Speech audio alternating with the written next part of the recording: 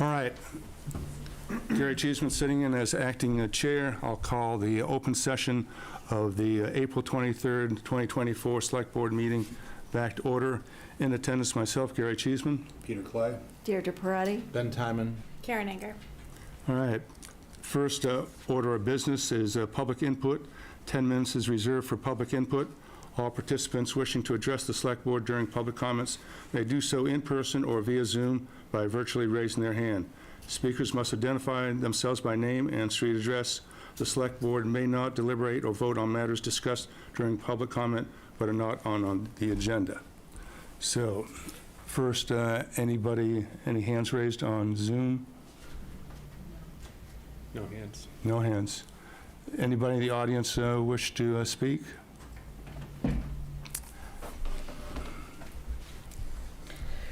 Good evening. My name is Kristen Crockett. I'm at 5 Birch Road here in Wenham, and I did send an email late last week to the Select Board and to the Town Administrator and to the Town Clerk. I did get a response from the Town Clerk. I got one response from the Select Board today, but otherwise I didn't hear anything from anyone. So I did want to come and just give a quick comment as you guys are looking to do a reorganization. What I wrote in about was behavior that I witnessed firsthand. I'm not talking about any behavior that I heard about from other people in town, but it was very, looking for the right word, but it was really unacceptable behavior from one of the Select Board members in the way that I witnessed them treating someone holding a sign for a candidate that Select Board member did not support. The Select Board members are elected officials in our community and in our country. And our country's founded on everybody's right to have an opinion. We don't all have to agree, but we should be civil to each other. So I'm just asking that as you guys decide who's going to be taking different roles, that you keep that in consideration. Thank you. Thank you. Still nobody else on? No hands up? All right. Anybody else from the audience wish to speak? Seeing none, we'll move on then to reports and announcements. Steve.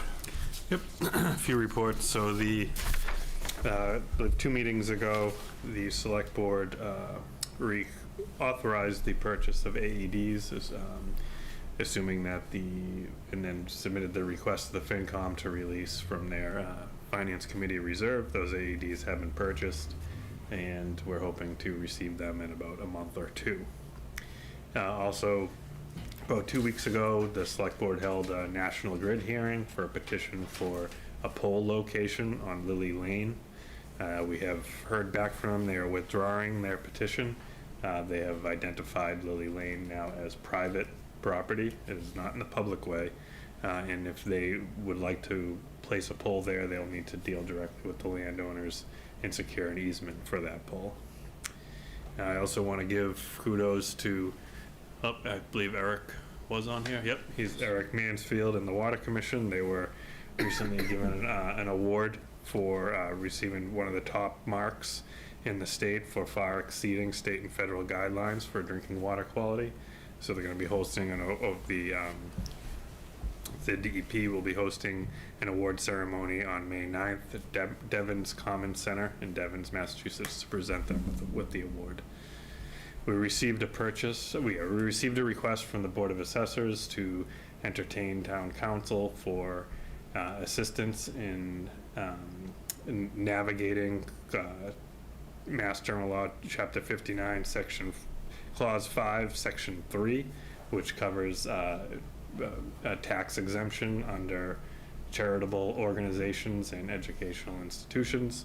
They're going to be doing a deeper dive into all our exempt organizations and the supporting documents that are required for that exemption. I was down by the COA earlier today. Just happy to say that $50,000 grant that we were able to secure, thanks to Mike Hardy and Vicky Massone's hard work through the green communities to electrify the HVAC down there. That work is underway. Looked like they were pretty far into it, so that's good. That should be wrapped up, assuming relatively shortly. And then just let people know that hydrant flushing is still going on. It will go on for another week or two, and that discoloration is, to be expected and temporary. And if you have any questions or concerns, reach out to the Water Commission or the Select Board's office. We have more information on the website. And the diaper drive is still in session. We have information on where to donate on the website, but we're taking collections through the end of the month. And this is for donate for diapers themselves. You can donate monetarily, and information on where those collections are being taken are on the website. If you have any questions, just reach out to the Select Board. Select Board's office, we can point you in the right direction. And that is all I have for tonight. Any questions from the board? All right, moving on to the chair's report. I'll just add that over the last few days, I think we've been receiving a series of emails concerning the proposed school building process. And I would just add that although we, of course, welcome your inputs, the fact is that this is not a Hamilton or Wenham Select Board decision, but at the school committee. So that there's a school committee has set up the school building committee, which meets next, do we have a date? We met last night. Last night, Meets again on Wednesday. and meets again on Wednesday. So Excuse me, Monday. Next the Monday. following Monday, all right. So that is actually where you can voice your concerns or inputs at those meetings of the school building committee. Down the line then, members' reports. So I was at that meeting last night, and every one of those people who sent us emails was there. And Eric Tracy added to the agenda open comment. And so they were all given 2.5 minutes to state their case. And it was, I think, a good open exchange. And then we met and we selected to build the 740 student school that will cost $139 million. Hopefully we'll get 46% of that back from the state. And it was not well received, I will say that.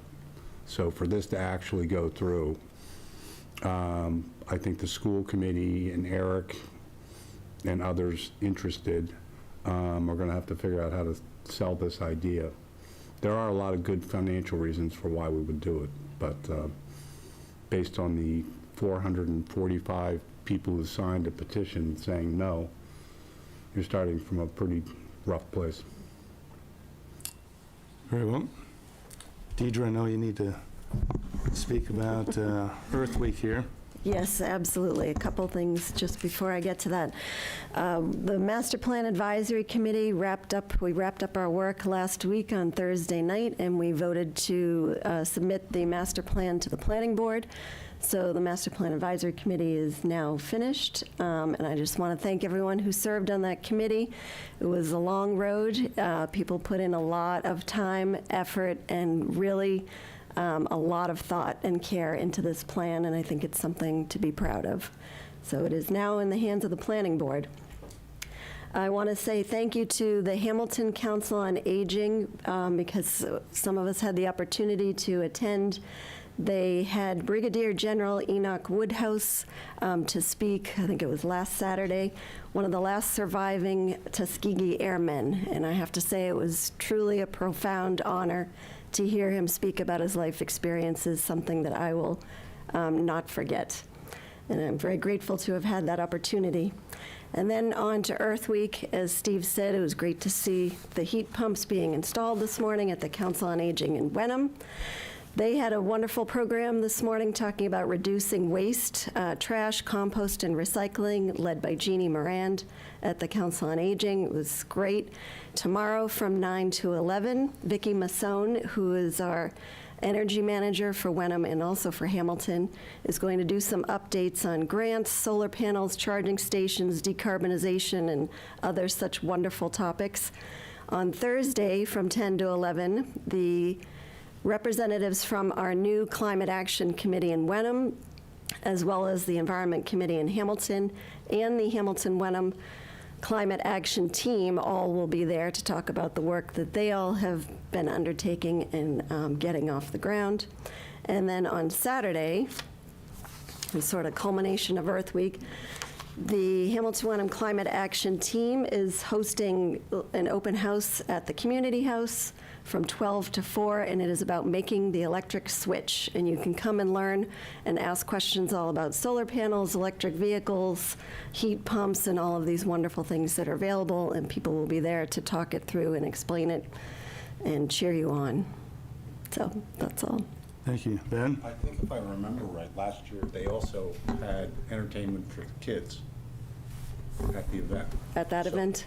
yeah. Yeah, I'm not sure about that this year. But there will be vendors there. I don't have anything new to add, so. Then let's welcome Karen, her first opportunity. Anything to speak to?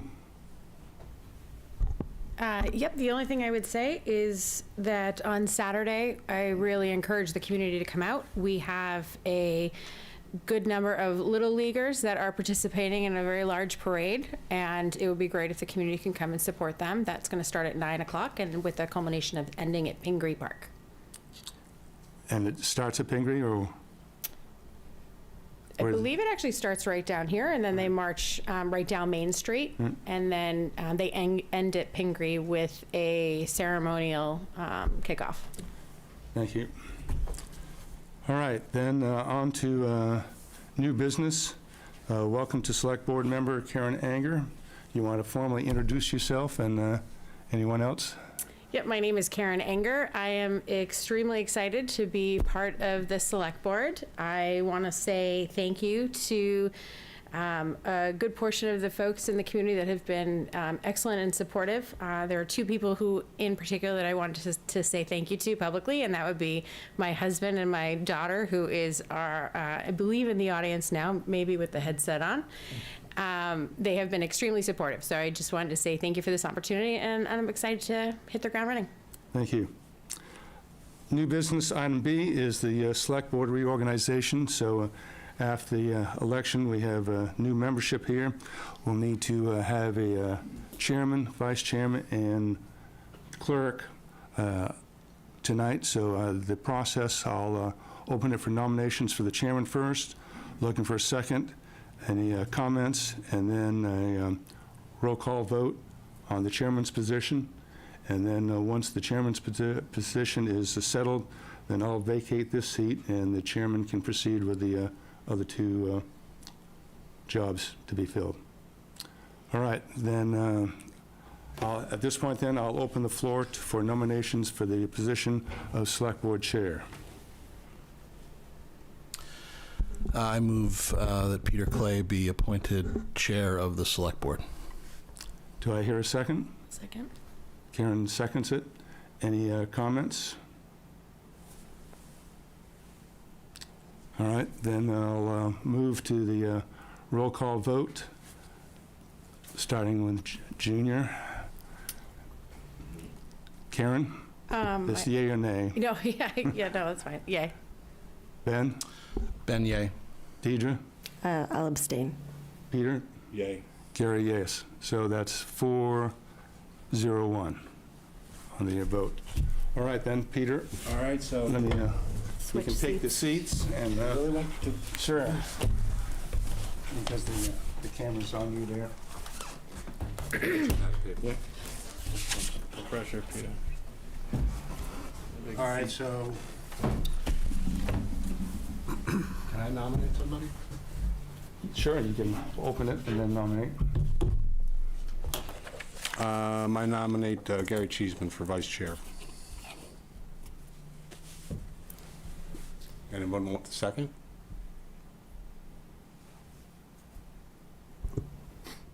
I'll second. then. Or what? Do you want to, Deidre? Discussion. Discussion.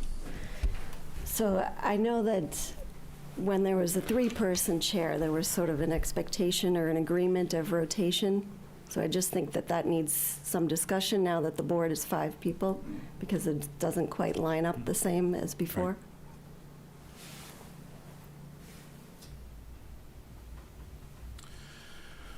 Yeah, I think Gary would, Gary, you've been the chair before, and so you do an excellent job as vice chair. But I do think that there should be some discussion about whether that suggests that you'd be in line for chair next year, which would mean that we wouldn't be in a rotation. So I agree with Deirdre that it makes some sense to figure that out, and thinking ahead to who might be the chair in a year, if that's a rotation system that the board wants to continue with or create under the 5-member board structure. All right. So I think, yes, with the 5-member board, we need to either recognize that it will be just an open vote each year that comes up, or else, given the term that going a long term, it could mean that you would be in your second term before you rotated up to the chair position. So I'm not sure. I think Hamilton just pretty much takes an open vote each year, and I think that's probably the way it will probably devolve to here as we move forward. Because I don't see how you can fit a 5 rotation into a 3-year term. So. Right.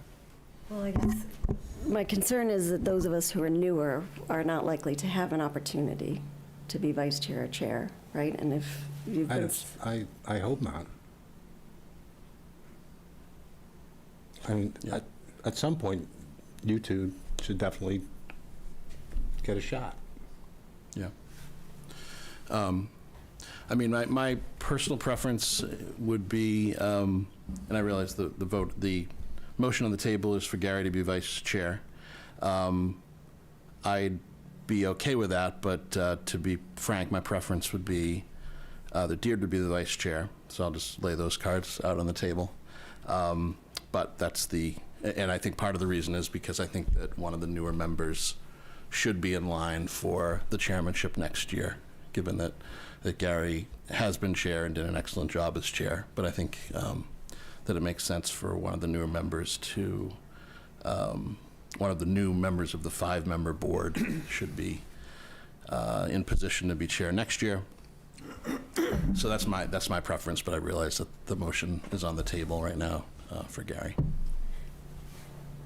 Yeah, and I guess, I've heard that there are ways, right, Steve? There's examples of rotations among 5 members? If Danvers does a rotation on the, I can remember by the town manager, I forget, on the year that there's the 2 seats open, they go with the person, I believe it's the person who's been on the board the longest is their ability to decline the seat. It tends to go back and forth, but it's not to say it's right or wrong, or but there are communities that have 5 members that at least attempt to do a rotation so that everybody gets a chance at being chair, which I think is healthy personally. Yeah, so it's not that I'm opposed to you being chair, but I would like to also have the opportunity. Yeah, so, certainly we could work something like Danvers with as we're going to be moving into a 2-2-1 setup, that perhaps somewhere within the election results of the 2, one would, even though there's 2 different elections for those positions, that perhaps one is clearly obtains the more votes, or Danvers basically says what, the longest serving can Yeah, I decline. believe that's what it is. I can confirm that. I know that they do strive to have a rotation, and they have 5 members, and they have 3-year election cycles, and they try to keep the chairs personship rotating through the board. So maybe this is something we need to ask the town administrator to Yeah, look at other solutions to this. Well, yeah, I guess, I was going to say that it's certainly something the board could formulate at a later date, but then I understand the concern, you know, to the extent that, you know, vice chair gives an indication to succession planning of the chairmanship. So anyways, So whatever the board wants to do. can you find out more about what other towns are doing that have Yeah. 5? Absolutely. And Go ahead. this is sort of related, but things that are, I guess, were previously understood. Like, the vice chair doesn't have a lot of duties, but one of the things seemed to be reading the motions. But as the other people who are not doing that, it's kind of like you're just sitting here. So I guess I'd like to just see everyone have opportunities to be able to do everything. That's I like my that. point. I think the, reading the motions came about just to make it easier on the recording secretary, you know, so that Catherine would know who, every time one person makes the motion, and pretty much everyone, some does the second, just to make it easier, so. But all that's flexible, so. Yeah, we can do that. Why not? Inclusiveness. All right, should we move on? So will you report back as to what other towns are Yes, you want to doing? hold the election of the, yeah, fine, works. I don't really understand what, I mean, I don't really care what Danvers does. The way I look at it is that this has the perception, anyway, that next year, maybe, Gary, you would become the chair, and I just don't, which I don't support, not anything to do with you. I just think that there should be a new chair next year. Peter was vice chair last year, is going to be chair for a year. I think that the inclusive thing to do and the probably appropriate thing to do would be to have someone new in the vice chairmanship. So that's my position, under the circumstances that we face in Wenham. I don't really care what other towns do, but I think that, Except, I actually do. I think, let's see what's out there in terms of best practices. well, that's fine. I mean, we're going to vote tonight, so it's going to go one way or the other. But so I'm not sure. Once we vote tonight, I don't know that whatever feedback we're going to get about what Danvers does is going to is going to matter. So that's my take on it. I think they're thinking to hold off. Oh, to hold off on the vote Vote of vice until- chair? That's it. Yeah. Oh, all right, well, Just to see, let's go give Steve the time. Let's see what other people are doing. okay. I misunderstood. I didn't realize that there was a suggestion that the motion would be taken off the table. Right. And maybe not just Danvers, but they're, Yeah, A whoever number else. of communities. yeah. Right, okay. And Just try some to ideas. employ I misunderstood the, rotation. No sweat. the approach. So, shall we move on to C? Or to cover the Yeah. position of clerk, we're going to put that in the same thing. Before we do that, why don't we jump to F. jump to F? Let Eric, we'll recap the grant that we received and the need to sign the legal disclosure.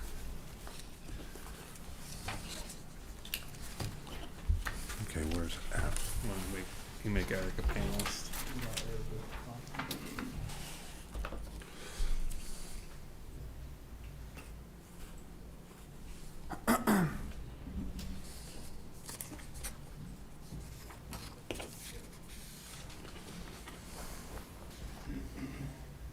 Can you hear us, Eric?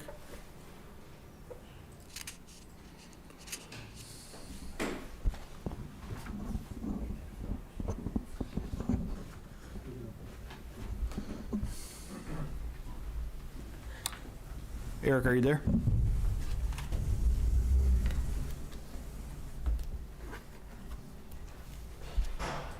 Here he is.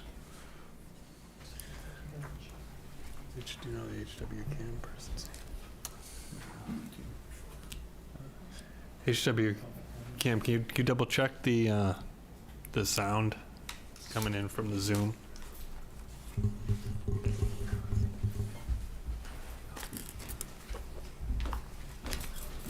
long as his mic's on, it should be all set. Can you hear me now? Yes. There we go, perfect. Okay.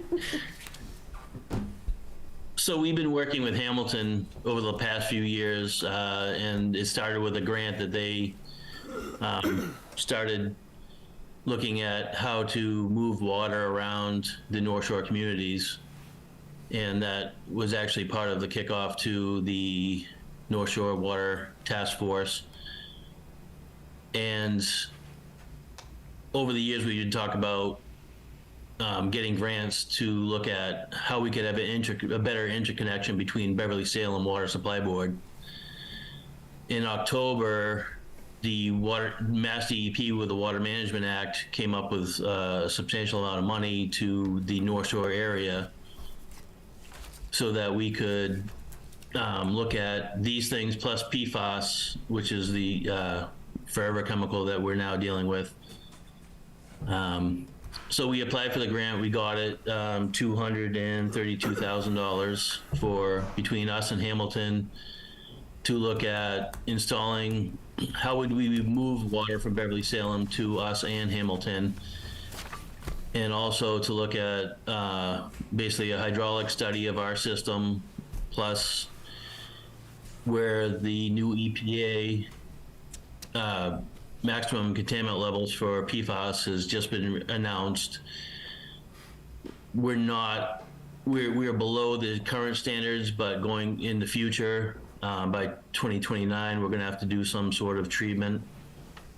So this will actually help us to kick off looking at what our options are for treatment to remove PFAS. And Mass DEP, the way they issue the grant, Hamilton was the lead community, so they would prefer that one community be the community that handles all the paperwork. So it actually works out well for us. We have $89,000 basically worth of work that being done that Hamilton has to bill for and do the paperwork to DEP so that Dewberry, who is the engineer, gets paid for it. So they talked to KP Law. This is the agreement that they came up with. It's a no money match grant, so it's basically free money. It's great.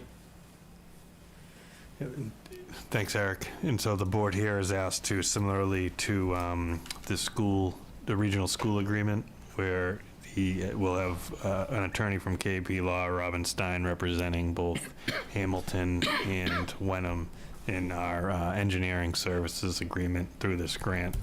And so this is the request for the board's signatures to allow that to happen, a disclosure letter. So, discussion? Deirdre, you want to read the motion, please? Sure.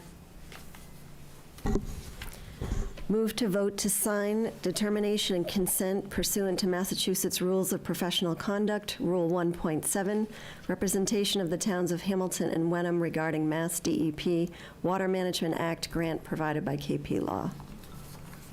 Do we have a second? Second. Okay.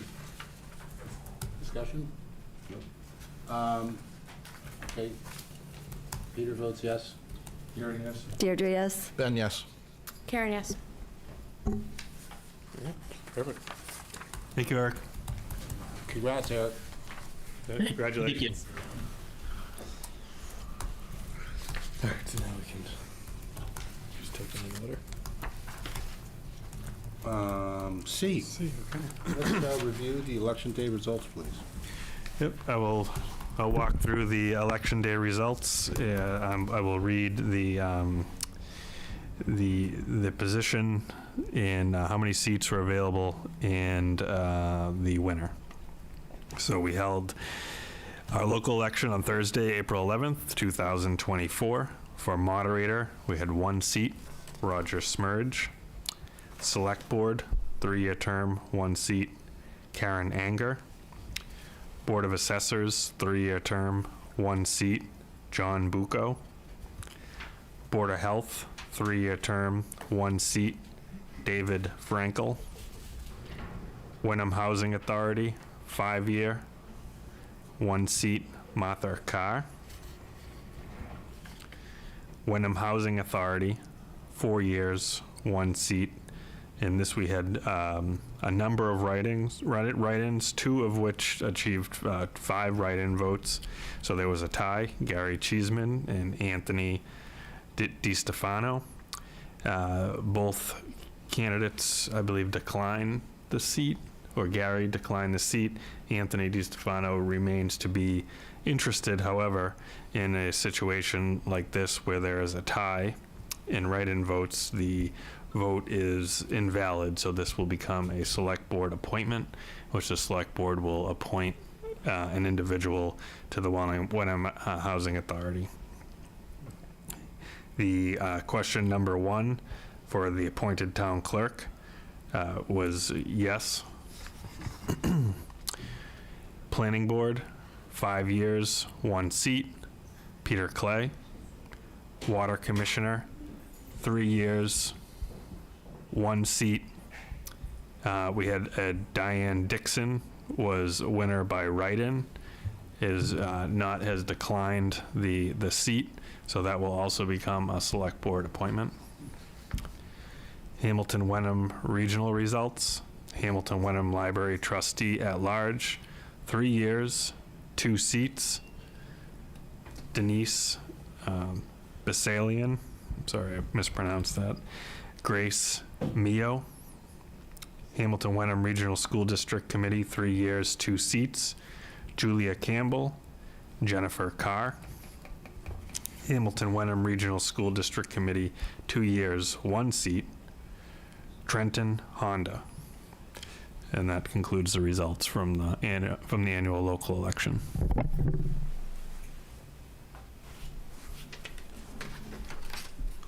All right, shall we move on to Dean Peterson and the Veterans Committee to present the Town of Wenham Veterans Community Can I make Handbook? one comment before we Oh, sorry. move on? I just want to say thank you to our town clerk, Kirsten Alexander, our election warden, Dorothy Gowdy, and everyone who volunteered to make the election happen. That's how democracy works. All right. So Dean Peterson. Must have left. We bring up those charts.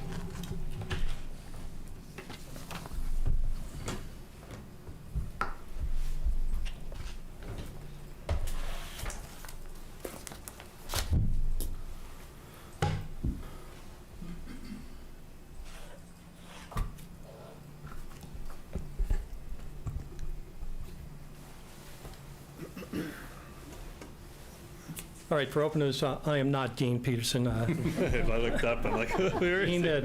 had to move on to his next meeting there. He's a very busy man, so I offered to pick up the slack here going on here. So I'm Bill Wilson, Veterans Committee, with my colleague Mike Lucy, who's here with me as well. We'd like to talk to you tonight about a couple different things that we've been working on. Next chart. So what we'd like to tell you is who we are. We have a constitution for the Wenham's Veterans Association back in 1876. Kind of give you a little overview of that. Rationale for creating the handbook, which is a green handbook, which I think you all have in front of you there. Mike will go through that, and he's the author of trying to organize things, get things together, cohesive, and bring it on for the next generation. He'll talk to that. I'll talk to the handbook contents, and there's individual tabs there, 1 through 9. We won't go into great detail there. We'll just reference them, give a little bit of an overview, do a little page check, and then kind of move through it and get everybody back on schedule here. And then lastly, summary and recommendations. Next chart. So the Constitution of Wenham's Veteran Association, adopted May 6, 1876. We've been around here for a long time. This came from the Wenham Museum next door there. They had a booklet over there and describes what the sailors and the soldiers were doing after the Civil War to recognize their veterans. And they sat down, they wrote this Constitution, which is kind of an eye chart here. And go to the next chart. I've kind of highlighted it here. It's some of the high points here. Remembrance is due the memory of those who fought to establish personal liberty. And those people there solemnly swear a covenant and agree to visit the grave of every soldier and sailor whose last resting place is known within the limits of the town of Wenham. That's what they wanted to do. They want to go out there, recognize those individuals. I think that back then they call it Decorations Day. We've kind of migrated on to Memorial Day now, but that's what they did. And lastly, perpetuate the memory of those who sacrificed their lives while in the service. These are great folks. They fought in Wenham, they fought in every war since the Revolutionary War. There's 520 veterans buried here within the town of Wenham, and these people would like to recognize them. We would like to recognize them. And they set us up here to do the Civil War. Next chart. Mike, this is your rationale here. Right. Good evening, Mike Lucy. I think the easiest way to understand what's behind this handbook, is a roadmap for the public service agencies, police, fire, et cetera. You know, the events that go on with the Veterans Memorial Day Parade, et cetera, various other things. And this is so meant to be a handy roadmap / information piece for you, the select board, for heads of department like police and fire, town clerk, a couple of copies in the TA operation, et cetera. The fundamental point is to be able to provide both to public officials, but also to veterans who may come in, and the first stop is like town clerk, and there'll be a copy of this there, and they may ask, you know, what's going on about this, that, or the other thing. We are not the VA, of course, at Town Hall, but we can direct people to where they need to go. And so it's key to helping in that regard. And fundamentally for folks in town, and whether they're veterans or not, it's to understand what's happening with the Veterans Program, when, how to be part of it, and in typical fashion in the military, standard operating procedures, SOPs. This is one of the things we found was we were reinventing the wheel, you know, creating a new memo for Memorial Day 2023 or whatever. Well, the key elements of each of those events, right up through wreaths across America, are all laid out in the tabs in this book, so it hopefully will be handy. That's right. Next chart. So this is your tab 1. This is on the Veterans website. It's a committee charge. This is what we do as far as the mission: promote, perpetuate, and support veterans and ceremonies, events, and other activities in town. It's kind of evolving through the year. You know, if you look at the Constitution, Decoration Day, that was it. But we kind of increased the scope of what we do, hence all the tabs that we're going to go through tonight there. I'm not going to go through these individually there, but if you pull out tab 1, this is what you'll see. Objectives, memberships, finance and administration, all the details that we put forward there is our charter. The second page is that as activities and meetings. Tab 2, who are we? There in tab 2, we've got 9 members there in the committee.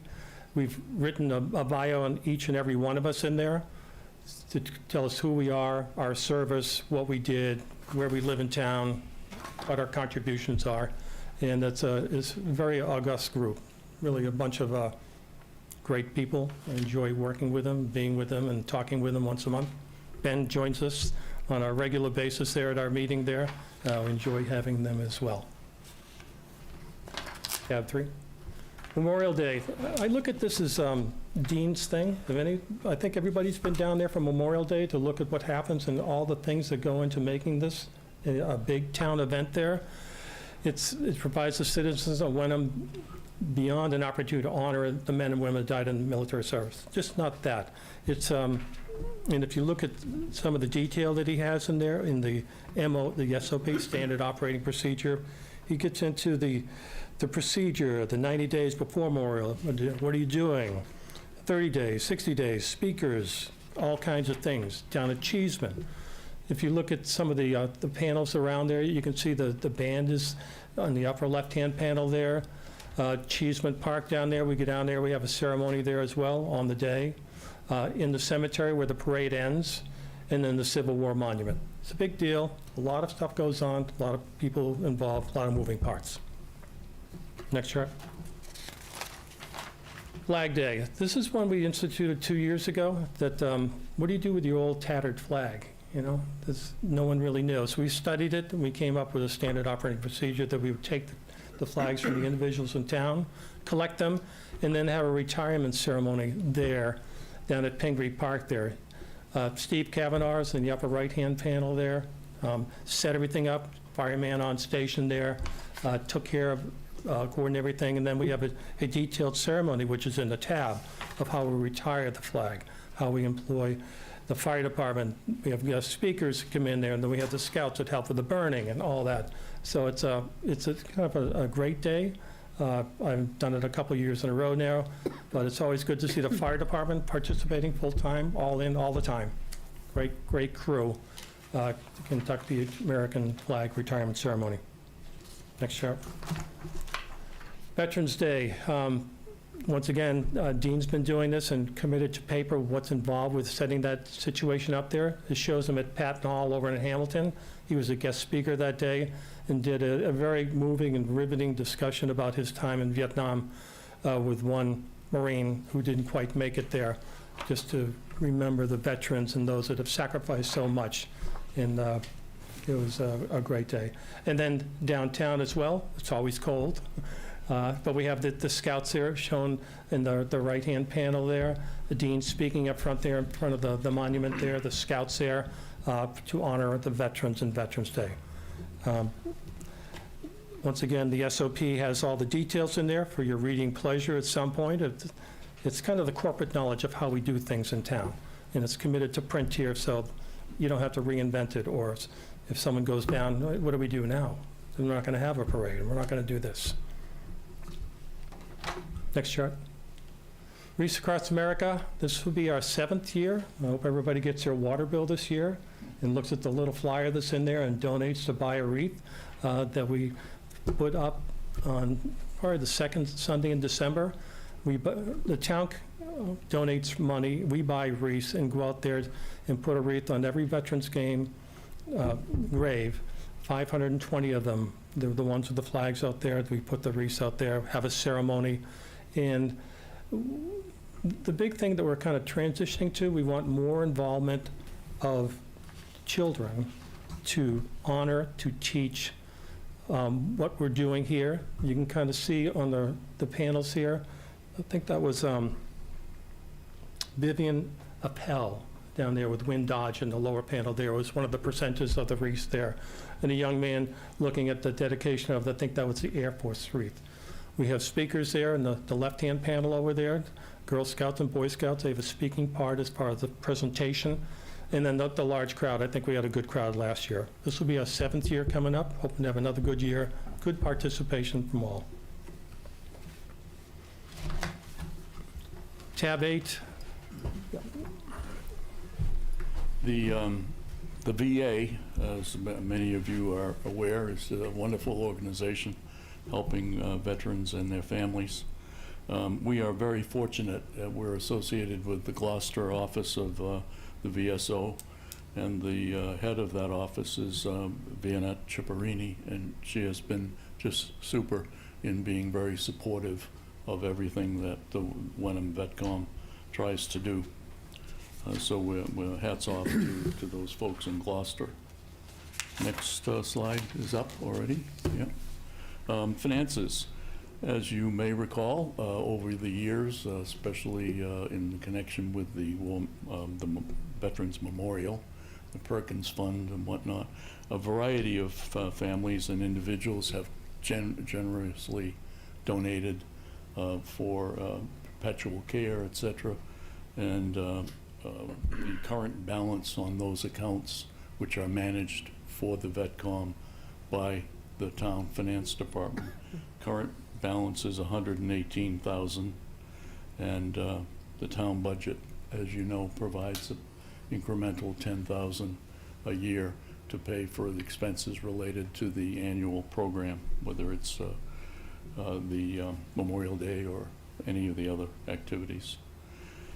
VETCOM is authorized to expend those funds for, repairs, maintenance, et cetera, up to a level of $10,000 by majority vote of the VETCOM. If there was something terrible like the, monument itself fell down or something that was thousands of dollars more, that would be a select board vote. Anything over 10,000 requires a majority on the select board.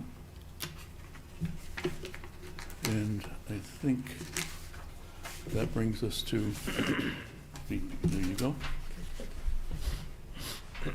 So we're working with DPW, Rich Souza, quite a bit, discussing about who does what to whom on the monuments and so forth.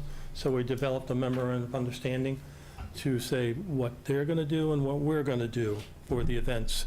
For example, in the War Memorial over there, we just had the landscaper come down and do a complete restoration, getting it ready for the upcoming Memorial Day events here, that we take care of that. They take care of stuff during the regular season, grass cutting, trees, things like that. But it's defined in the MOU there about who's doing the what, so there's no confusion about that. And Richard's DPW is great to work with, great team for us, the Veterans Committee. Next chart. So I think what we told you is that, hey, we're here, we're organized, we think we know what we're doing. We're trying to capture all the moving parts that we've collected through the years, the corporate knowledge, and pass it on to the other people there. And we think we've done that through the 9 tabs there. So you all have copies there. With your approval to adopt this, we would make copies available to other organizations like the police department, fire department, town clerk, as a roadmap of the VETCOM activities that they may be able to copy or to add to their departments to make things better for them. So I put that back to you folks there. Any questions you may have about what we're doing or why? Any details on the tabs, MOUs, things like that? I think it's really great, and I've been to a number of your events. They're really good. Thanks, Peter. We appreciate that. Yeah, it's great to see you there. I know you've participated in the past there as well. I remember seeing you there. Ben, you want to make the motion? First, I was just going to make two comments. You might want to say something. Sure. Well, I was just going to make 2 comments. One, sort of an overarching comment that I've had the privilege to be the select board representative to the VETCOM in the past year, and so been able to observe how passionate and dedicated a group this is, and you guys do a tremendous job. We're fortunate in the town to have this VETCOM in particular, and the leadership of Dean and Bill in particular. But it's really it's a terrific group. I mean, it's something that I think Wenham is very fortunate to have you. And then specifically with respect to the handbook, I was also able to observe how diligent Mike was in shepherding that process through. I don't know if shepherding's the right word, or maybe cattle prod, proper nautical term here. Yeah, but you were relentless in getting this over the finish line. So thank you for all your efforts. That's a great resource, and just kudos to the VETCOM. I'm a big fan of SOPs, so I appreciate, no kidding, I appreciate all the work that went into this and how nicely it's organized and is very comprehensive. I just wanted to make one note on tab number 1. Given the change from town meeting to, I think you need to also include election of a vice chair. We have that on the docket for May, as a matter of fact. Great. Yeah. And it's a good point, though, but it's this, we talked about it, as a matter of fact, on the way in tonight. So that's on the agenda for next Great. month. Yep, that's all. But thank you for putting Okay. it together. Thank you all for your time. So, Mr. Chair, if I may, I will go ahead and move that the Select Board adopt the Veterans Committee Handbook effective April 23rd, 2024. Second. Harry, seconds. Discussion? Shall we vote? Peter says yes. Here, yes. Deirdre, yes? Ben, yes. Karen, yes.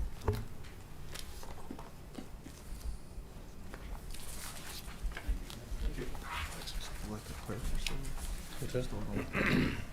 Elect a clerk, or are we waiting for that? Select board clerk? Oh, no, we're moving that to the next meeting. Moving on to F. Yep, oh, no, we just did F, so go to G. G. Ah.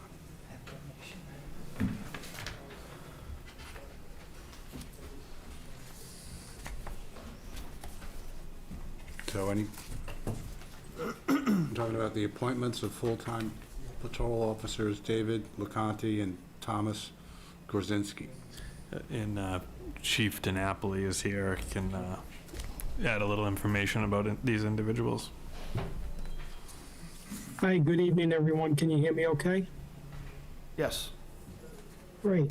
I know Deputy Chief Lucantoni is on, and candidate David LeConte, I believe, is on. I know he was on before. And then Tom Gorzinski is working right now. He had let me know ahead of time if he wasn't on, it was only because he was at a call for service as he's working patrol right now. So he was Tom is hoping on.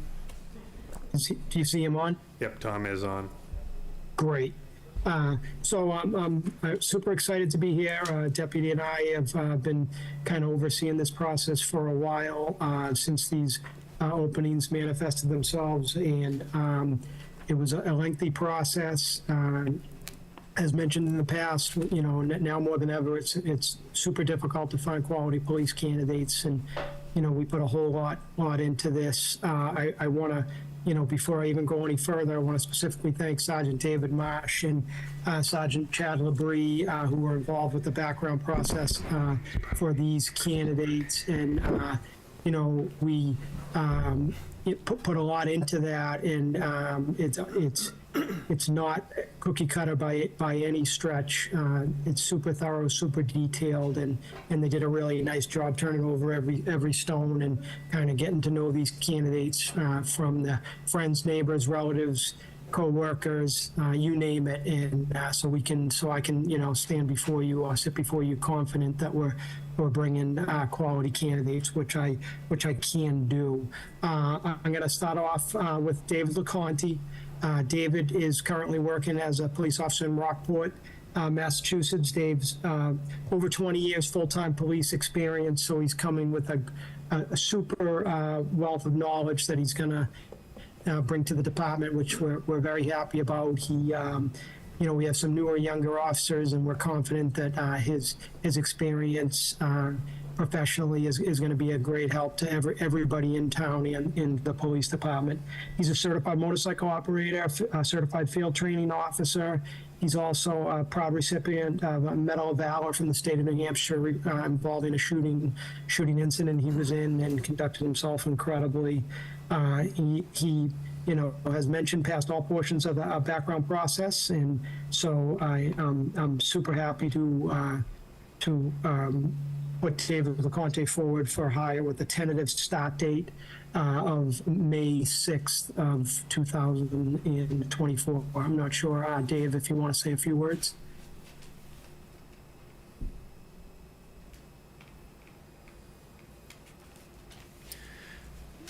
I'm sure if you can hear me all right.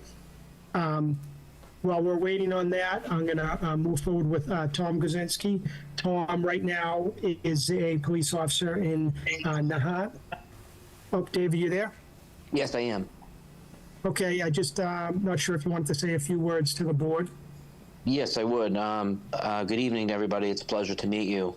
As the chief has said, I'm David LeConte, currently working in Rockport Police Department. I graduated the police academy, the full-time police academy, in 2002, and have been a police officer my whole adult life. I've done a lot of research into the department that I've applied for, and met the chief and the deputy, who have completely impressed me with their professionalism, along with the Sergeant Labrie. And I'm looking forward to really bringing my skills and to help and assist in any way I can with the department missions and goals. and to assist any way I can with any citizen of the Wenham community.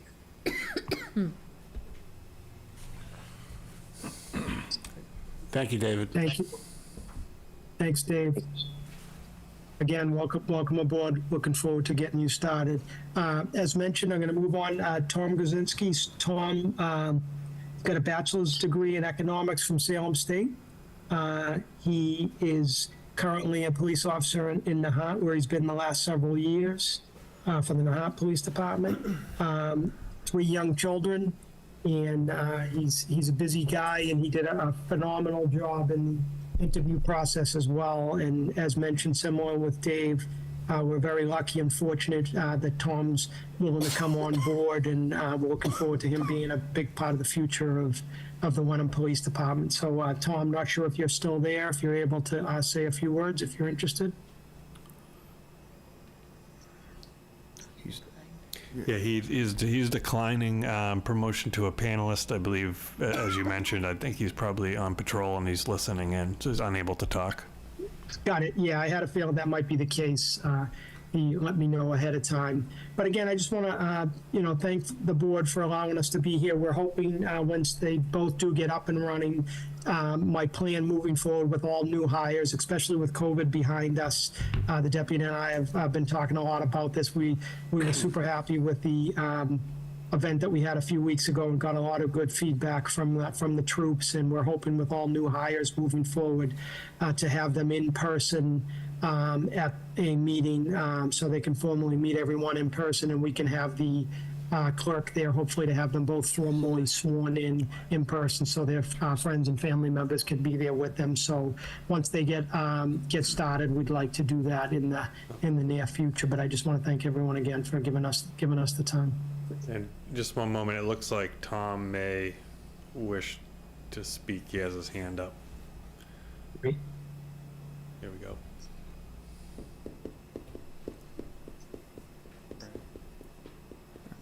Hello, Tom. You're muted. Yes, can you hear me? Yes. Good evening. How's everybody doing? Great.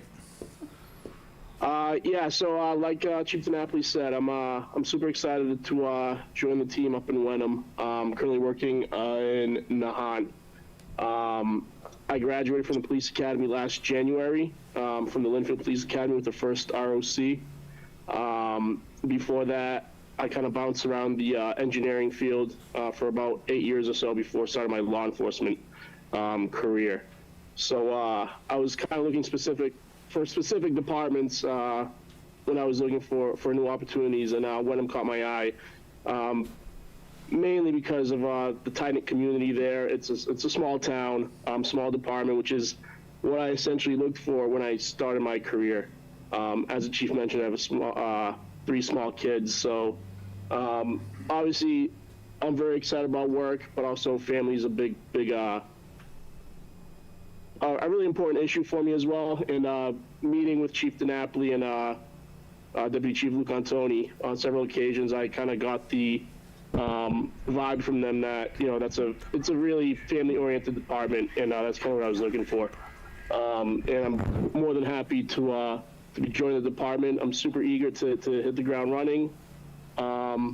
Obviously, I've only been out for a couple of years, so the experience isn't there yet, but I come in with an open mind. I'm a sponge, so I'm very excited to learn from all the veteran officers there, and super excited to serve the community.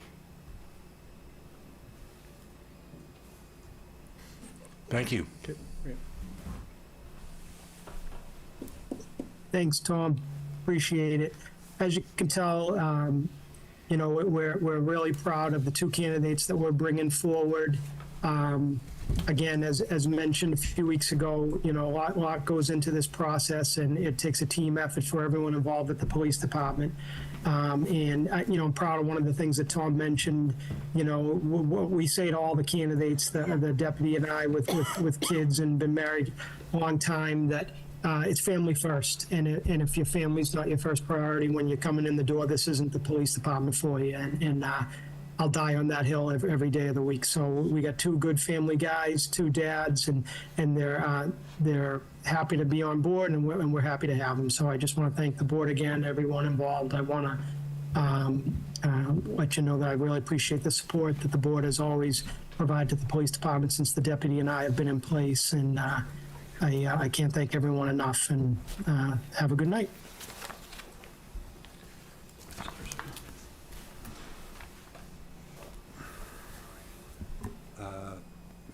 Karen, do you want to read the first motion under G, please? Sorry, I was just taking notes.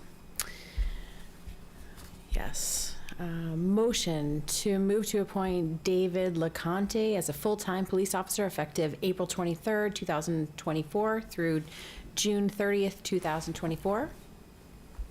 Second. Discussion? Okay, we'll vote. Peter says yes. Gary, yes. Deirdre, yes? Ben, yes. Karen, yes. Jared, would you like to read the next motion? Move to appoint Thomas Kozinski as a full-time patrol officer effective April 23rd, 2024 through June 30th, 2024. Second. Shall we vote? Peter says yes. Gary, yes. Deirdre, yes? Ben, yes. Karen, yes. All right. Congratulations to our two new officers. Congratulations. Thank you. We're lucky. Thank you very much. Thank you, everybody. Thank you. Have a good night. You too, Kevin. All right, the next is H. So this is just the start of probably several discussions on the Hamilton Wenham Regional School District Agreement. So the board voted a month or so ago to reopen the Regional School District Agreement in concert with the school committee and the town of Hamilton. And so what we're looking to do now is to start to establish a list of the board's priorities that they would like to walk away with at the end of these negotiations. I met with Win Dodge earlier this afternoon, who's here, so he might be able to speak for himself if he wishes, as he was on the select board the last time they negotiated the amended agreement that we're currently operating under now.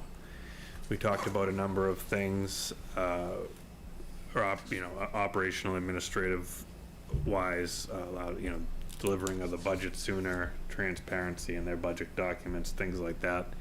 And indicated to him that, at least under the current administration with Eric Tracy and Vinny, I feel like they've been, extremely timely in their delivery of their budget documents and have been forthcoming.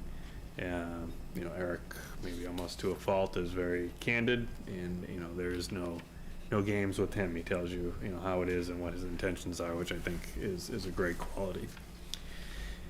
He urged the board to look into exploring the potential for expanded representation on the select board, such he suggested things like a member of the select board or finance committee to hold a voting seat on the school committee, if possible, and also explore capital maintenance, the management of capital maintenance, where the towns could potentially take over the oversight of their capital program, particularly around the maintenance of the structures in their respective towns.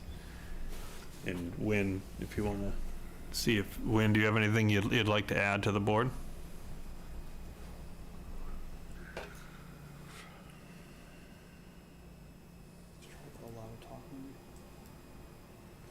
And while Win's getting on now, if you would like to add anything. Additionally, so based on my conversations with Dana Alara and our attorney Lauren Goldberg, it appears that both towns are hosting the election for the school committee members on our annual local election. However, that is not appropriate, and we should be hosting them the school committee members should be on the the state election in November. So what we're doing now, what I'm told, is incorrect, and that we should be doing it in November. So I know the school committee is, I'm not sure why, but I think that the timing with the school year is better for them to have the election done in November. I know based on my preliminary conversations with Joe and finance committee meetings I've sat in Hamilton, that I believe they are looking similar to us, to look at a way to at least smooth the transition of the assessment based on student population. So right now we're on a 3-year rolling average, so that your assessment by community, it's, although roughly 1/3 to 2/3, is determined by student enrollment per community. So as enrollment increases in one community and stays the same or decreases in another community, the assessment is, as a percentage of the whole, shifting towards the community with increasing enrollment. So what that does is it takes, hypothetically, a 5% year-over-year budgetary increase on the schools and turns it into one community getting, this is probably an extreme example, but one community getting one community getting a couple percent increase, 2% increase, and the other one looking at a 9% increase. And the rationale being is that it is difficult to budget for, A, and B, these fluctuations tend to ebb and flow over a number of years, so that, you may have a couple years of, we'll just talk around numbers, 10% increases, only to give that back as a percentage of the whole over another couple years, as the 3-year rolling average is reflecting the ebbs and flows in student body population per community. So looking at a way to, and I don't know what the answer is now, this is something that every regional school district that I've been involved with struggles as to what the best way to handle that, but a way to kind of smooth these transitions and kind of try to find a middle ground. So I know both communities are interested in that, and we'll be looking to explore any other interests that the board would like to explore, and also we'll be having the finance committee take a look and give suggestions as well. I think the current way it's done, it's essentially a user fee. Right. And if it kind of ebbs and flows, that creates issues for budgeting. I still think the principle of doing it as a user fee outweighs, the trouble we have managing the budget. Yeah, I don't disagree. One person's point of view. I think that, again, my own opinion, it's very black and white. Student enrollment is, I think, a good way to measure it. It's a service. It's black and white. How many students do you have in? But is there a way to extend the time horizon? I'm not saying to look at other metrics to calculate it, but is there a way to make it 5 years? Make it 5 years, or make it, freeze it for a certain amount of time, and then at the end of a period of time, look at those ebbs and flows and make it like a one-time adjustment to then be frozen for another period of time. Right, so I guess we look at, obviously you don't know what happened, and it could be a number of years and you get whacked with like a crazy amount, but if you kind of like our tax. Yeah, but if you look at historically, if you give up, 3% over a number of years, then you give back 2% over a number of years, and then you give up 2%, over a 10-year period, what's the delta between what it actually, student from year 1 to 10, what's the actual change in percentage of enrollment? Is it a couple percent, right? So, and obviously the risk there would be communities continue to trend over a long period of time. So then now you're in the position that we're trying to avoid, but a lot worse. So should we ask Jeff and the FinCom to take a look at ways to smooth that? Yeah, well, I think that's what we're working towards. So this is very preliminary. We've just opened the agreement, and yeah, the board is going to have some suggestions. The finance committee will hopefully have some suggestions, and right now, the way it's set up, we're hoping to have an all-board meeting, at least an initial initial kickoff meeting. However, the way it stands right now, it's going to be myself and Joe Demilowitz from Hamilton in the two chairs of the select board, along with Eric Tracy in the chair of the school committee. So they're looking for the feedback from the communities through their finance committees, select boards, and other input to be kind of funneled through those individuals. And then we have an attorney, Lauren Goldberg, is representing us. Attorney Tom McInerney is representing Hamilton. The school committee has their attorney. And I think the hope is that the attorneys will do a majority of the negotiation after being provided the feedback from their respective communities. But again, we're early in the process. That meeting doesn't even have a date yet.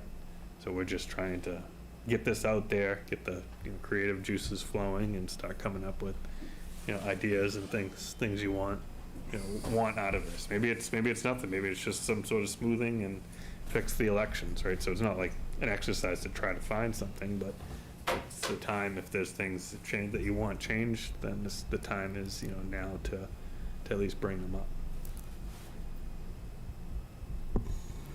So this is a little bit more of a musing than a specific comment, but in looking at some of the other regional agreements, our sort of financial, what you're talking about, trying to smooth the 3-year average, seems to be a little different than how a lot of the other agreements are structured, where it's a little bit more complex formula, and there's specifics about the apportionments.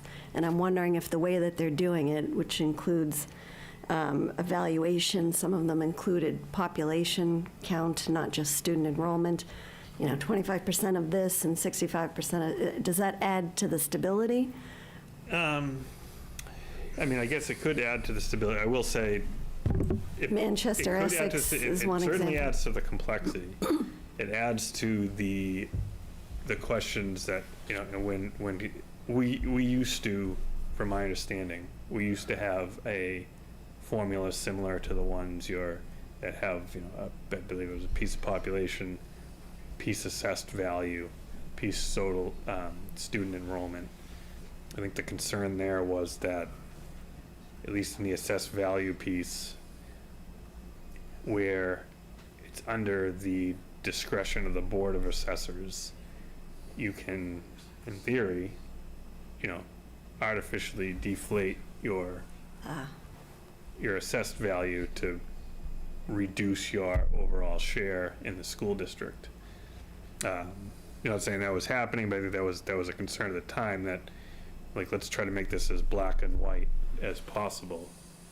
And I'm not saying one way or the other is correct or not, because a lot of school districts, as you say, still employ those relatively complex. But they had made they intentionally went the direction to just enrollment as kind of a black and white. You're using the service, you have X amount of students in this service, and this is how we're going to divvy up the costs. And that's kind of what we're looking at. Maybe it doesn't make sense to add another metric. I don't know, but certainly something we can look at. I think, excuse me, I think asking the FinCom is also a good idea, to see if they have creative suggestions. Okay, we can do that.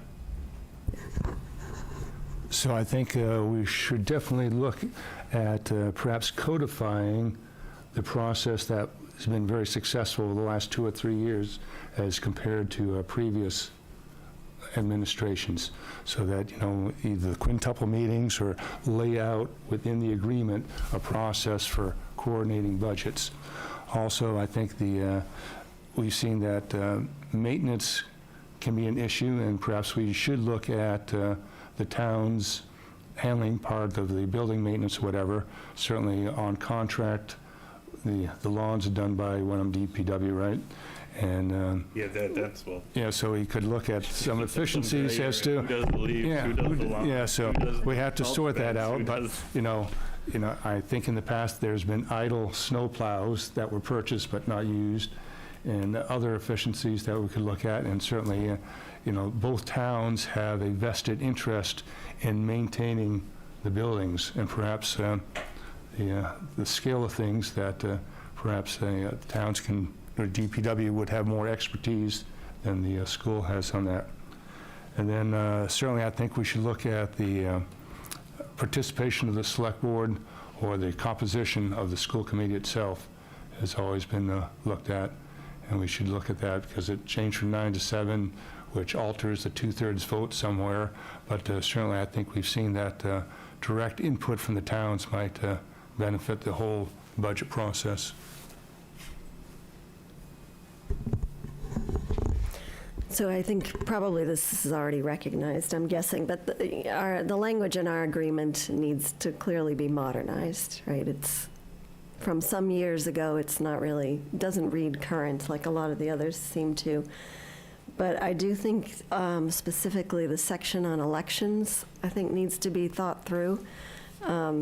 It's more general and less specific than a lot of the others. And, people have to run in 2 towns rather than run for seats in their own town. And I really think we should mull that over, the whole process.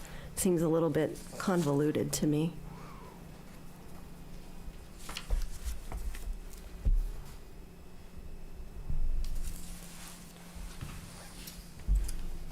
All good stuff. Anything else? Give Steve some ideas to start with then, yeah? Yeah, well, I'll notify officially the finance committee, the select board, like them to look into the financial aspect of it. And I will rewatch this meeting, take detailed notes and outlines and give it to Lauren. And, I'm sure it will be coming back before you all, again, if not a couple times. Okay, great. So what's going on? Are we still talking about extension of runways at Beverly? Yeah, so, well, this is I guess I'm looking for, all set with any more comments before I jump off with the school regional school district agreement? All right, so the Beverly Airport, I've had coffee with the director or the commissioner a couple times now. Seems like a great kid. And, so I guess I'm just looking at some direction. He's kind of open for discussions on everything, right? So where I've committed some funds to a small amount of money to join in. So they're looking at extending the runway. They've been talking about this for a while now. So there is a piece of land that nobody knows. It's in Wenham, we think. Nobody knows the owner of it. Could be town-owned land, could be Beverly Airport, could be something else. So I figured it's, we should have some stake in this game, right? If they're gonna extend the runway, we don't want them doing their own title examination and saying, well, it's ours, and then have our residents be like, well, no, it's not. It's town-owned land, you can't use it. So we're gonna split the cost or whatever that is, probably small amount of money, but, we're gonna come up, so at least we'll, we kind of have some skin in the game on that. But I've heard the board discuss, and we don't need an answer tonight, but I just thought we'd get some discuss, do we want a seat on the airport commission? I've heard kind of both ways that the board does and doesn't. What is we've had a stated goal to contact the airport commission and, kind of open up that relationship back in last summer. So I'm kind of, if you have any thoughts on, where you want it to go, or. So we literally don't know what's the land?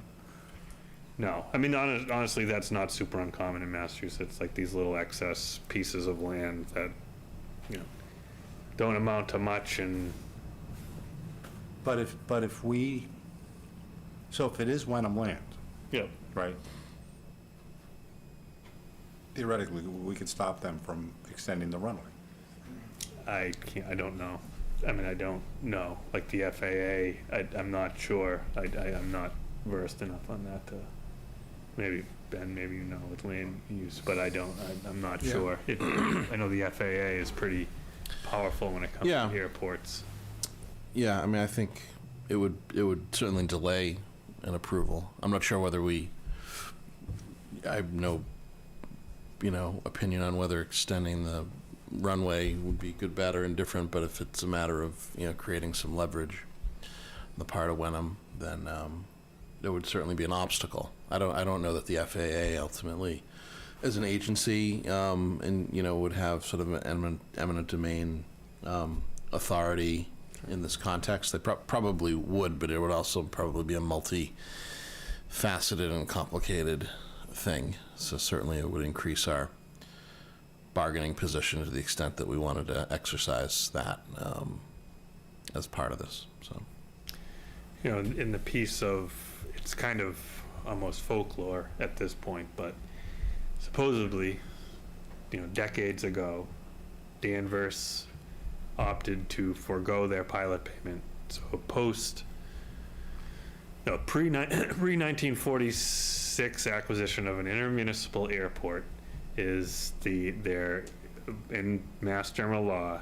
It defines how a pilot payment is to be calculated and paid to the municipalities that the airport is located in. The Beverly owns the airport and it operates in Wenham and Danvers, and they pay a pilot. It's a very small amount of money, but they pay a pilot. Danvers, supposedly, and I worked there in the assessor's office for almost 10 years, and this was what was said, but I've never come across any information that, supported this, but they made a deal that we will, and we continue to do this every year. They sent the same form letter that had been being sent for decades. We would forgive or abate the pilot agreement, the pilot payment, in exchange for 2 seats on the airport commission. Supposedly the same was offered to Wenham, and Wenham optioned to forego the seat and retain the pilot payment. And that is how it stands now. We receive payment in lieu of tax from the airport. Danvers abates it and has 2 seats. So, is the board looking to, would you like to try to move? Do you see value in a seat? Is that the direction we want to go? I guess where do you want this relationship? And again, we don't need answers today, but just some discussion points. One point we should recognize is the Danvers seat and a possible Wenham seat is actually appointed by the Beverly mayor. So it's not someone that we would pick. Wow. How does that? That's we'll check that, but I believe that's the way it's structured currently.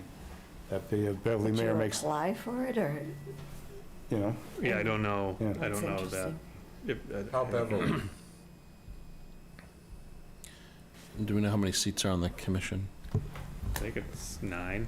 Okay, so it's obviously, again, it's dominated by Beverly yeah. people. I know right now it's the director of land use and a resident in Danvers are the 2 seats currently. 7 members. Oh, the 7, okay.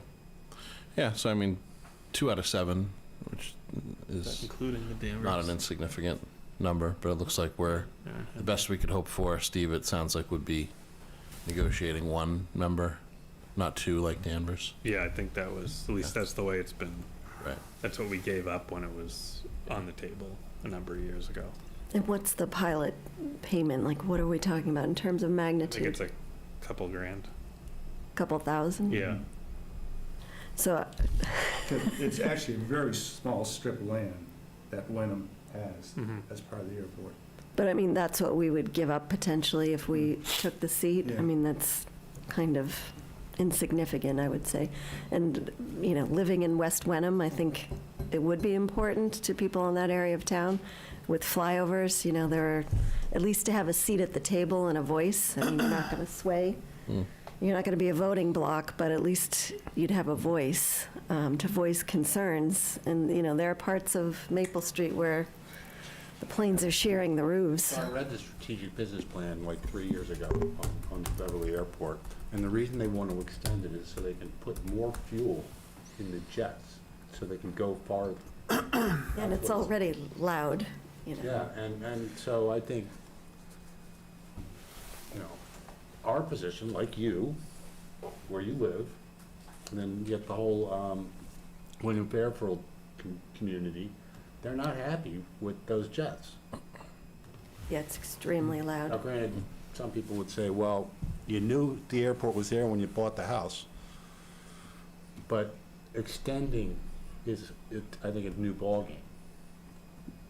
Yeah, you know, I'll just say now, I mean, I'm in favor of trying to obtain a seat, at least to have a voice, Yeah. for the More town to fuel- have a voice. More fuel or bigger jets. Take your pick. Yeah. We should probably check too, as to what authority the Beverly Airport Commission actually has. Because I imagine flight patterns and so forth, that's a federal FAA decision. So noise may not be within the scope of the commission itself, which I think is more oriented towards the business development of the airport. Yeah, the director did say that the flight patterns are all dictated to them. They don't really have any say in any of that. Yes, I mean, I can see, I'll start to explore if that agreement is even possible anymore. Who is it, the mayor, is it the airport commission, who would make, but I'll just start, obviously, no deals will be made or negotiations, but I'll start the process of exploring and discussing it. All right. That's all. Just wanted a little guidance, a little direction. Shall we move on? Yep, we can move on. All right, so I followed this sort of crazy tale, kept changing the route. Yes. But the final route is 0.1 mile in Wenham, and the rest is in Beverly, and then it finishes same way, 0.1 mile. And the chiefs have provided feedback, even if it's 0.1? Yeah, Can you public just, safety. sorry, can you just, for the public's sake, just say what we're talking about? Discussion and potential vote on the Academy at Penguin Hall proposed 5K event on June 1st at 9 a.m. And Ms. Martins is here. I don't know if the board wishes, she might be able to give a little overview of what they're looking to accomplish with the event. Sure. Molly Martins, I'm the president of the Academy of Penguin Hall, also a Wenham resident. We have been speaking with the chiefs about potentially holding a 5K event, leaving our campus, 5K, and back to our campus. This is really what we would consider a friend-raiser event to introduce people to the Academy. We're up on a hill, and many people, what we consider ourselves as the best-kept secret in town. So this would help us. That really is, we're not really at this point looking at this as a huge fundraiser for the school, but again, as a fundraiser. So as you mentioned, it is, we have been speaking with the chiefs. We've had several Zoom calls with them, and the concern on the 5K, keeping it all in Wenham, was the amount of details that they would have to provide. And we certainly respect and understand keeping the runners as well as the public safe. But given the number of turns and the way that the route would run, we collectively were not able to come up with anything that was that worked any better. We tried a number of kind of different routes, and we got as creative as we could. But that was still, again, the number of turns and crossing of streets, and that was just becoming difficult. I think we were up to, last I remember on fully in Wenham, we were up to 8 police detail and 8 EMS. So we were going to have 16 detail along a 5K route. So that was, and I think part of that was difficult just to be able to provide the manpower from the town. We did reach out to Beverly and discuss with them potentially going the other way, taking a right instead of a left out of our driveway. And as you mentioned, it is 0.1 miles. It is about 600 feet to go from our driveway, which is right on the Beverly line, Beverly-Wenham line, into Beverly. It is a straight shot down Essex Street, and basically a turnaround somewhere around Hull Street and then right back down again. So the route is very direct and straight. Beverly has given us their requirements for details, again, because it is straight without turns. There were less. Wenham does have some requirements which we're happy to comply with, both EMS as well as police, for that short distance from the Wenham line to our driveway. Yeah, and Ms. Martin alluded to, she has been working with public safety, and so our public safety team has consolidated a response that's in your packet, and the most recent iteration of the route that was also distributed to earlier today is they have recommended that we allow the organization, allow the event to take place with the as long contingent upon the recommendations from police and fire that are also identified both in the motion and in the memo you received in your packet. All right.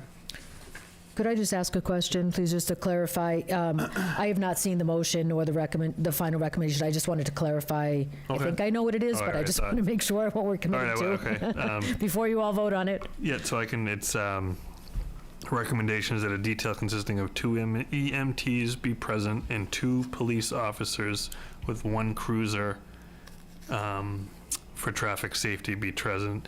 There should also be 1 signboard placed at Grapevine Road and Essex Street to warn the public of the event. Is that 2 EMT, 2 police, including 1 cruiser. Yeah. So And that's then- not a 5th police, that's just 2 police. Yeah, 2 one police of them with 1 cruiser, yeah. cruiser. And the signboard at Grapevine? Grapevine and Essex Street. Is that consistent with your Yes. discussions? Okay. It is, yes.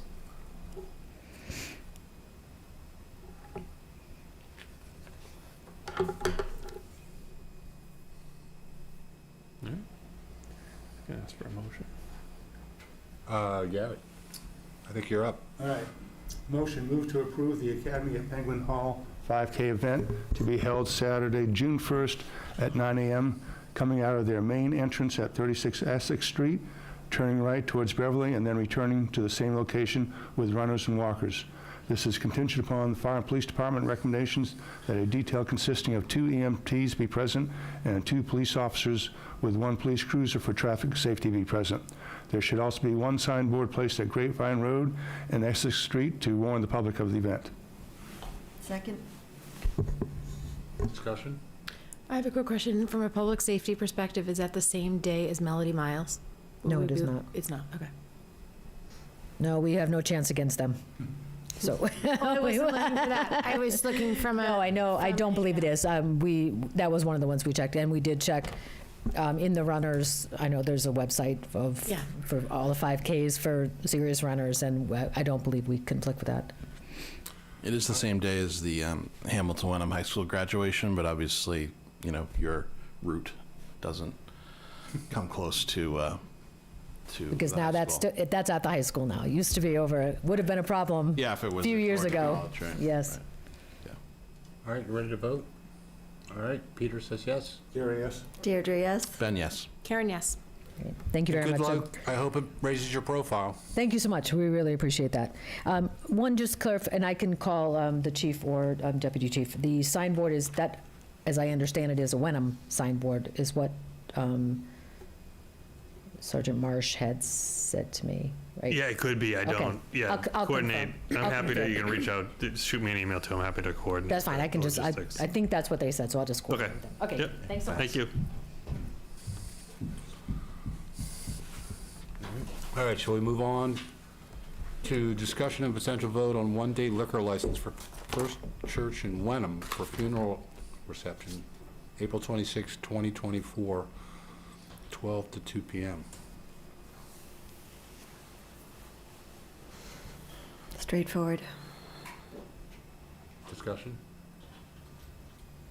Need a motion? Oh, that'd be you, Deirdre.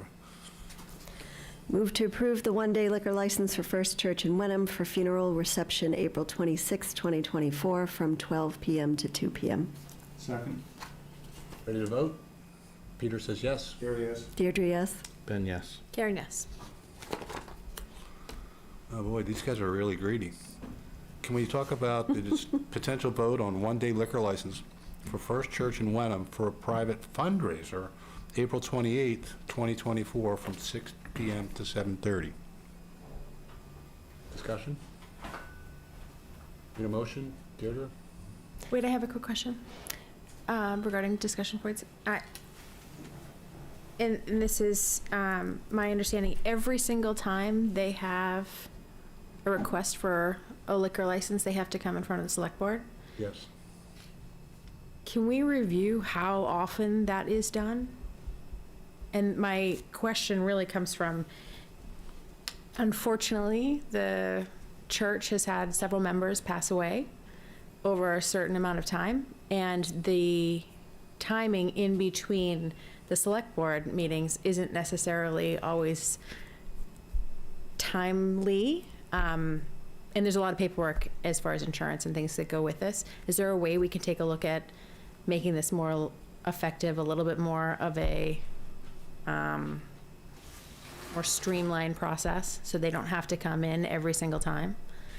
Yeah, we certainly can take a look at it. My understanding is that the ABCC requires on a per event to take place with, certain insurances that, insurance is in place, Yeah. to cover the town, and also that, the servers are certified and things, because it's, I think it's different people, different times serving. Is there a way, we can obviously look at it at a different time, that we can have a blanketed agreement with them where they just submit a document that says, unfortunately we have a funeral today, or unfortunately we have a funeral coming up this week, but we have paperwork on the back end so they don't continuously have to Yeah, we can submit. look into it. Yeah. We That'd be great. certainly look into it. I don't know.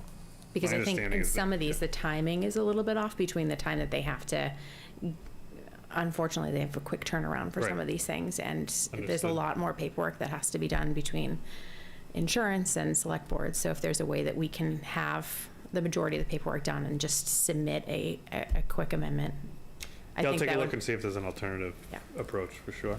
I guess also bearing in mind that it sets a precedent for other organizations in town, so you'd have to look at it with that in mind. Yep.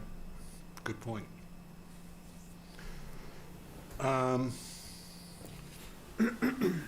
Move. Yeah, we need a motion. That would be Ben. Yes, move to approve the one-day liquor license for First Church in Wenham for a private fundraiser, April 28th, 2024, from 6 to 7:30 p.m. Second. Ready to vote? Peter says yes. Gary, yes. Deirdre, yes? Ben, yes. Karen, yes. All right. Discussion and potential vote on Arbor Day 2024 proclamation. Okay, so this, I know it seems like we've made this proclamation a number of times. I believe we had to, the way it goes, we had to adopt the proclamation in order to get into the application process. Then we needed to state the proclamation for the application. And now that we are a tree city, we have to do our annual proclamation of our proclamation. So this is our annual. Didn't we do this recently? Yeah. It was for last year? Like three times, like in the last 7 or 8 months, I think. But this should be every 12 months now. We're in the cycle. We're in the cycle. Yeah. I love seeing those trees sitting. Yes, those are cool, yeah. Who knew it came with this much red tape? That's I know. another story. So, if anyone likes to read it, I'm happy to read it, or you can just vote on the proclamation that's in the public packet. We should vote. We need a motion. Please. Move that the Wenham Select Board vote to declare the 2024 Arbor Day proclamation. Second. Ready to vote? Peter says yes. Gary, yes. Deirdre, yes? Ben, yes. Karen, yes. Okay, so I have a suggestion here. As somebody who was at the Bucher from 6:30 till 9 o'clock last night, do you mind if we push this stuff off to the next meeting? Is there anything? I don't mind. I did have one thing under Q that I was going to raise. It could be pretty brief, but I personally, Yeah. it doesn't seem like N through P or Yeah, those are added at the Wrestling. last minute anyway, so we. I think we should do the minutes, though, to get Yeah, I them. think we Others, should. yeah. I actually read all of them. I saw, somebody corrected them. Oh, like Gary, I think, first or second. fixed some of them. From Diane's edits, are all included now. Okay, so I didn't see anything. I saw, a typo here and there, but nothing that changes the meaning of what was being communicated. Yeah, do you want to do that now? Is that what? I think Ben had one. Oh, yeah. Oh, yeah, just briefly under Q, and maybe this is more in the way of a suggestion for an agenda item for a more fulsome discussion, but I wanted to just put the idea out there for the board to consider of moving to alternating Zoom versus in-person meetings.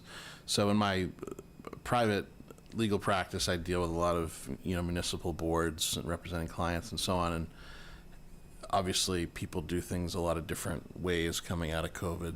I think one consensus seems to be that hybrid meetings really aren't very effective. There are technological issues that sometimes arise. There's members and some members of the public who are in person kind of relating to each other on that level, and then there's the Zoom participants. My understanding in talking to Peter about this today is that the school building committee has been doing that, of having alternating all Zoom meetings and then all in-person meetings. Yep. So I would be a proponent of that for a number of reasons, that just to save time, and I don't want to eat up all of the time that we just saved in deferring some of the agenda items. But I think there are a number of reasons why that makes a lot of sense, and but I wanted to just put the idea out there, and maybe we could have that on an upcoming select board agenda for a broader discussion. Sounds good to me. All right. We'll work on adding that with Peter's approval.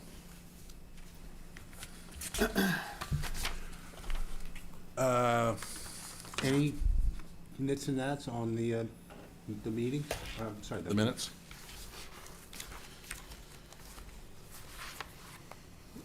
Just that I did notice in the February 22nd minutes that Gunther Anger's name is spelled incorrectly. Really? Yeah. Well, I missed that one. How was it? Is there an E Gunter. in there? There is. Got it. Guenther. All right. Can you make that correction? That was it. So anyone want to make a motion, please? I'll move. Do we need to do them individually, or can we do them in a group? Batch it. Do 'em Batch all. it. Let's batch it. All right. So I move to approve the proposed select board minutes, to make them the official minutes for the meetings of January 1st, 2024, January 16th, 2024, February 6th, 2024, February 22nd, 2024, February 27th, 2024, March 4th, 2024, and March 19th, 2024. Beautiful. A second. Everyone ready to vote? Peter says yes. Yes. Deirdre, yes? Ben, yes. Karen will abstain. I was not present. Right. Okay. So, I move that. Next meeting first? Oh. It is proposing, May 7th? I believe it's the 7th. Yep, May 7th will be the first Tuesday of May, so the 7th and 21st. That works for everybody? The 21st, I have jury duty. So up in Lowell, extremely excited about that. So I may need a little bit of a later start. I know I'm never supposed to say this because I'm very superstitious. I've never been called for jury duty. It's unbelievable. That's it. Put that in the Grand jury minutes. for- My mother had a grand jury down in Philadelphia, and it was May grim. 21st. Oh, May 7th is the next one, but Okay. Karen has jury duty on the I have 21st. jury duty, so if we could just have a little bit of a later start, a 6:30, to allow me to come back if by chance I get called. It's usually, actually, we usually have a 6:30 start. Yeah, when executive session For nights, we executive usually do 6. However, we've been known to start a little bit earlier than that, but generally executive session is 6, and if we don't have an executive session, the routine start time is 6:30. Perfect. Okay, I move that we adjourn the select board meeting of April 23rd, 2024 at 8:16. Second. Discussion? Ready to vote? Peter says yes. There he is. Deirdre, yes. Ben, yes. Karen, yes. All right.